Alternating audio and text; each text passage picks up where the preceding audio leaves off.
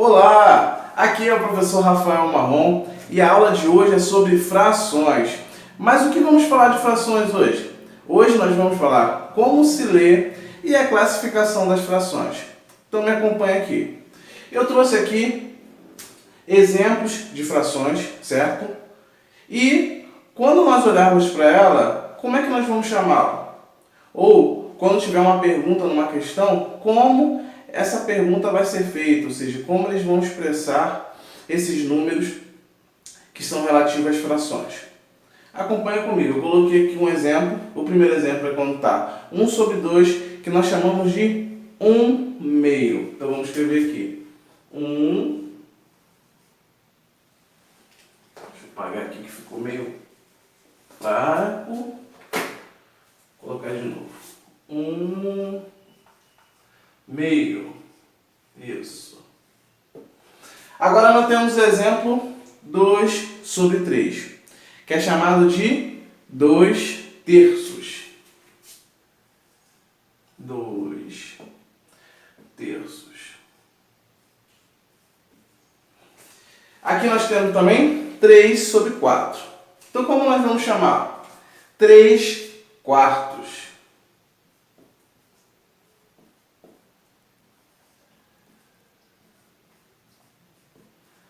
3/4. A próxima que nós temos é 4 sobre 5. Como vamos chamar? 4/5. 4/5.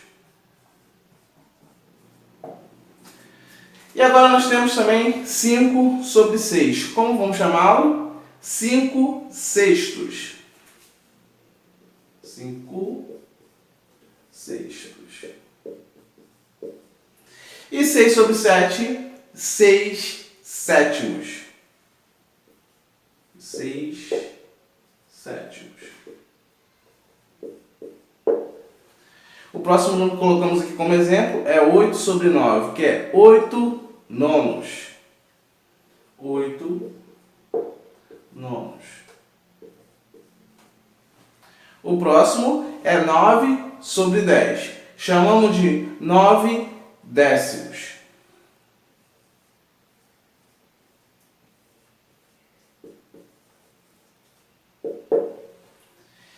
Colocamos também 10 sobre 100.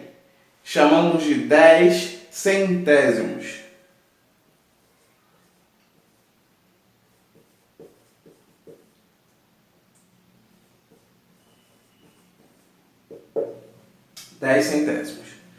E colocamos 100 sobre 1000, que é 100 milésimos.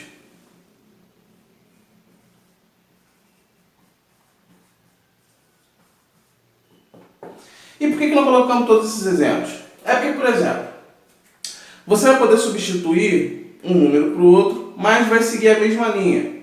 Exemplo simples. Se fosse ali só 1 sobre 3, ao invés de 2/3, seria 1/3, né? Só acompanha a questão do S aqui. Então a gente vai tirar o S, vai ficar 1/3. Se fosse aqui, né? 1 sobre 4, seria 1/4. Agora, se fosse 2, seriam 2/4. Como você pode ver, ó, acompanha o mesmo nome. Aqui temos também o 4/5. Ou seja, se fosse outro número, por exemplo, 3 seria 3/5. Se fosse 2, 2/5. Se fosse 1, aí tiraria o S, fica 1/5. Então você vê que acompanha o mesmo tipo de leitura, certo? Então, se com todos os números vai acompanhar esse tipo de sequência, né? Ou seja, se for 1, a gente geralmente tira o S, porém, os outros acompanham sempre o S. Então, por exemplo, 8/9. Se fosse 7, seria 7/9. Se fosse 6, 6/9. Agora, se fosse 1, seria 1/9. Assim como os décimos. Se fosse 1, seria 1/10. Aqui tem 9 décimas, seria 1/10. Então, assim, a maioria das vezes só tira o S quando é relativo a 1. Porém, nos outros acompanha normalmente. Seriam 2/3, 3/3 e assim sucessivamente. Certo?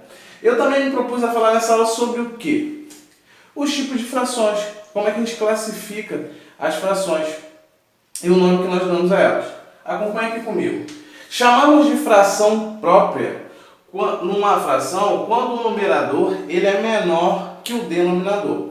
Por quê? Porque a fração vem trazer uma ideia de uma quantidade de um todo, certo? Então, por exemplo, se eu tenho uma pizza, uma fração de uma pizza seria um pedaço de pizza. Então, a fração própria é exatamente isso, ou seja, é um pedaço de um todo. Temos a fração imprópria. Por que é uma fração imprópria? Porque quando o numerador ele ultrapassa o denominador, a gente acaba não representando uma parte de um todo, ele acaba representando além de um todo. Então, dando um exemplo prático para vocês, eu tenho lá um número X de pedaços de pizza. Só que aquele número X de pedaços de pizza, ele ultrapassa o tamanho de uma pizza. Por exemplo, eu tenho 3 metades de uma pizza, eu tenho uma pizza e meia.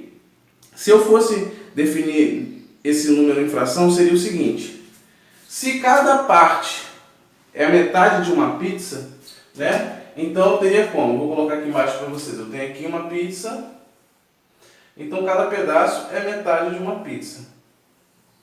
Vocês me acompanham aqui. Então aqui temos a pizza